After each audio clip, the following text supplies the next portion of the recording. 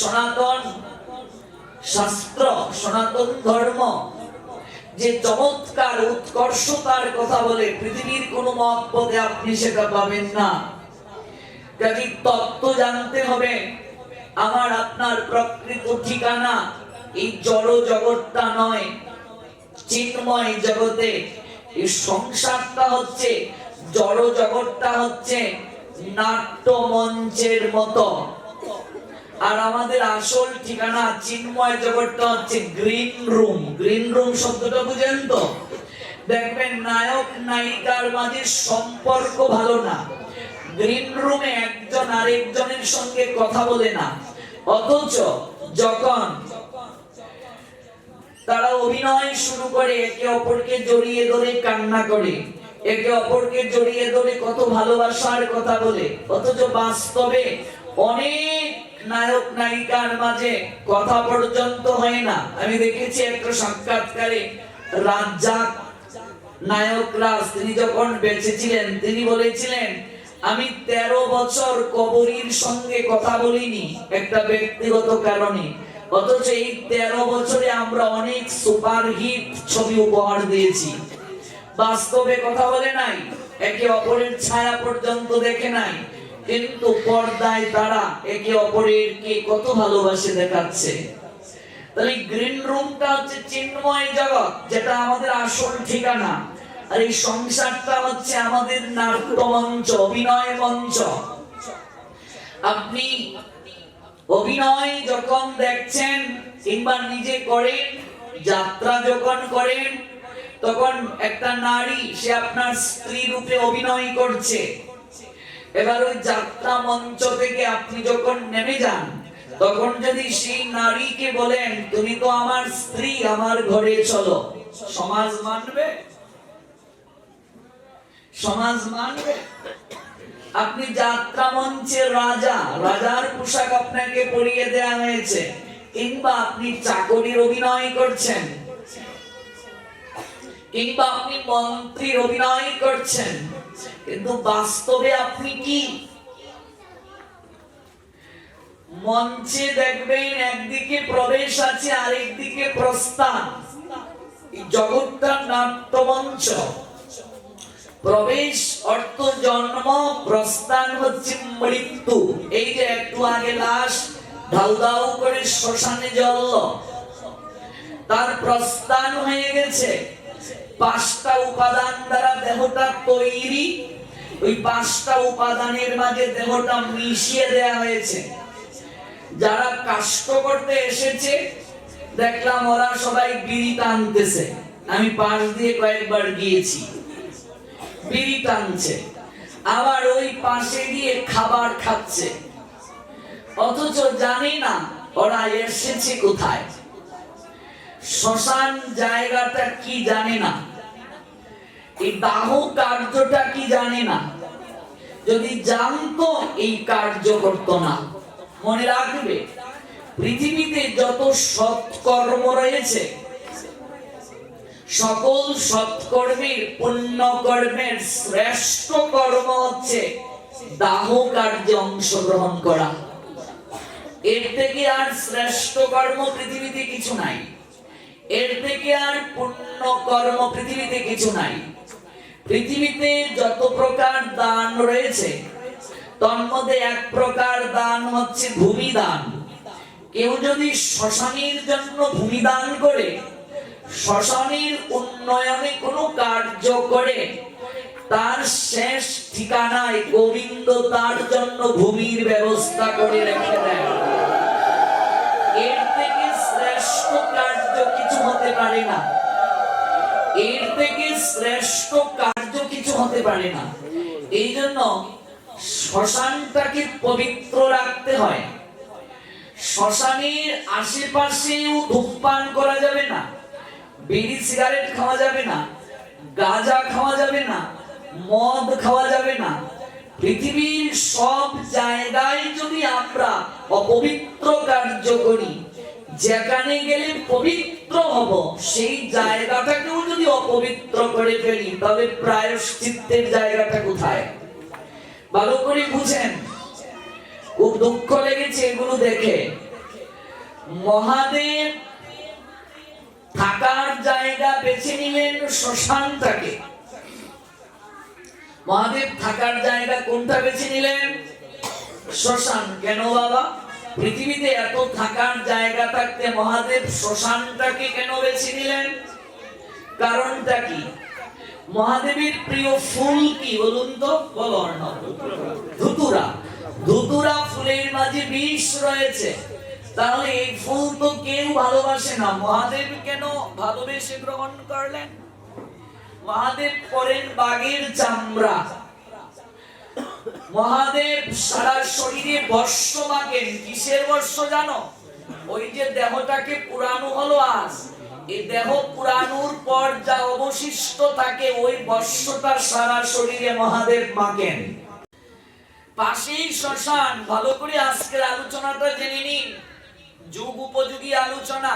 আমি যা দেখলাম, বারংবার এদিকে গিয়েছি আর দেখেছি, মনে রাখবে, উপলব্ধি স্তরে আনবে এগুলো, নতুবা আমরা মহা অপরাধ করব। এই যে সনাতনী হিন্দুরা দেহটা আগুনে পুড়িয়ে কেন দেয়, এই প্রশ্নের উত্তরটা প্রথম জানো। ভগবান দুজন দেবতাকে পরিশুদ্ধতার অধিকার দিয়েছেন। একজন বরুণ দেবতা, আরেকজন হচ্ছেন অগ্নি দেবতা। বরুণকে জলের দেবতা।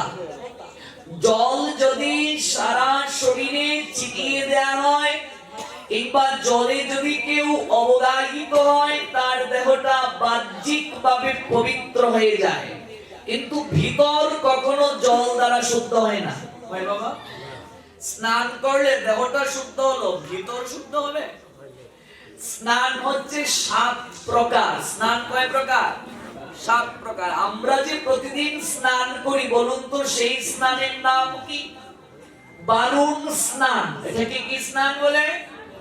বারুণ। বারুণ স্নান মানে কি? জলের মাঝে নিমগ্ন হয়ে যে স্নান তাকে বারুণ স্নান বলে। বারুণী শব্দ শুনেছো? বারুণী। বারুণী কার নাম? মা গঙ্গার একটি নাম হচ্ছে বারুণী। ওই বারুণী থেকে বারুণ শব্দটা এসেছে। বারুণ স্নান মানে হচ্ছে জলে অবগাহিত হওয়া, সারা শরীর মস্তক থেকে জলে নিমগ্ন করাকে বারুণ স্নান বলে। এটা আমরা প্রতিদিন করি। এই 7 প্রকার স্নানের মাঝে এক প্রকার স্নান হচ্ছে অগ্নি স্নান। এই যারা আজকে দাহ কার্য করতে এসেছে, ওরা সবাই অগ্নি স্নান করতে এসেছে পবিত্র হওয়ার জন্য। যজ্ঞের ভস্য যখন শরীর স্পর্শ করে তখন তৎক্ষণাৎ দেহটা পবিত্র হয়ে যায়। এটাকে বলে অগ্নি স্নান। এই জন্য দেখবে যজ্ঞ করার পর যজ্ঞের ভস্য কপালে দেয়া হয়। হয় কি হয় না? যজ্ঞের মাঝে কি দেয়া হয়? কলা দেয়া হয়। এই কলা কোন কলা? সবরি, চম্পা, আইটিয়া। তারপর আপনাদের অঞ্চলে কি বলে? বাংলা কলা। বরিশালে গিয়েছি, বাংলা কলা। আর কি কি কলা আছে আমাদের অঞ্চলে? যত কলাই বলো, এই কলা চম্পাও নয়, সবরিও নয়, কোনো কিছুই নয়। কলাটা একটা প্রতীক। এই কলাটা হচ্ছে দেহ কলা। দেহটাকে কলার সঙ্গে তুলনা করা হয়েছে। আপনি পুজো করলেন, যজ্ঞ করবেন, কিন্তু সেই যজ্ঞে দেহটা আহুতি দেওয়ার কথা। কলা একটা প্রতীক রূপে আহুতি দিচ্ছেন। তারপর সেই যজ্ঞের বর্ষ পুরোহিত আপনাকে দিচ্ছেন। সেই বর্ষ শরীর স্পর্শ করার সঙ্গে সঙ্গে আপনার দেহটা পবিত্র হয়ে গেল।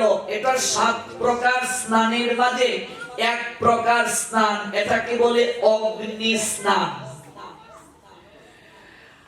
দেহ কলাকে যজ্ঞে আহুতি দেয়া হয় শ্মশানে।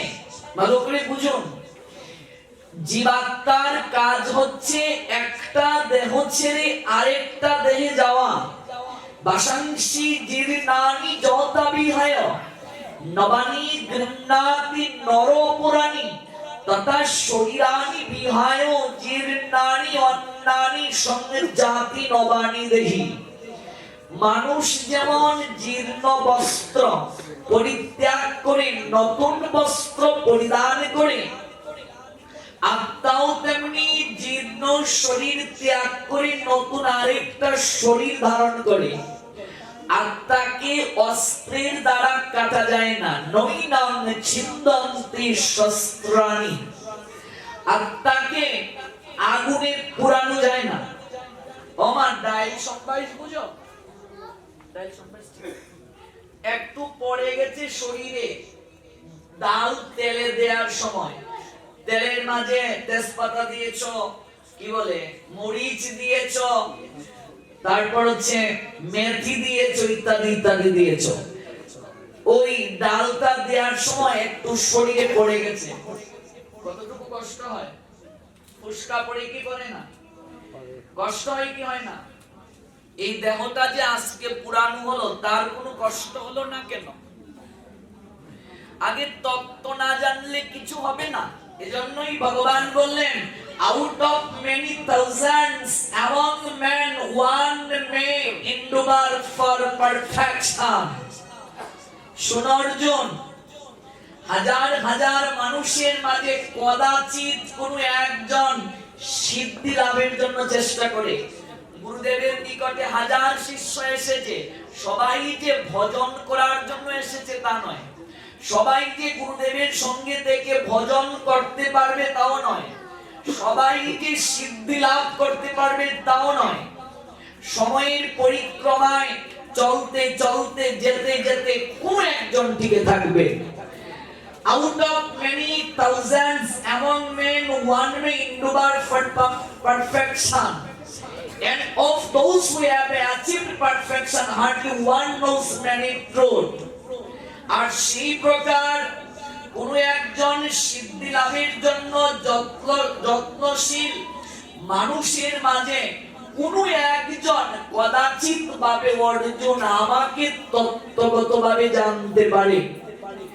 এই যারা শ্মশানে আসছে দাহ কার্য করতে, একজন শ্মশানে দেহ পুরানোর তত্ত্ব জানে না। না জানলে তো অপরাধ করবেই। আমি সব জায়গায় বলি, আগে তত্ত্বটা জানো, তত্ত্ব না জানলে হবে না।